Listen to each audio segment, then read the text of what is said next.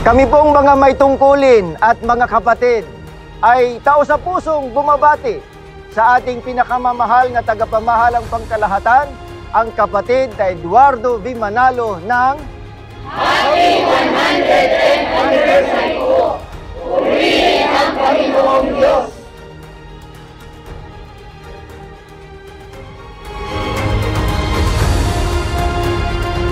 Kami po ay taos-pusong bumabati sa ating pinakamamahal na tagapamahalang pangkalahatan, ang kapatid na Eduardo V. Manalo, at sa lahat ng kapatid sa buong mundo ng Happy 110th Anniversary po!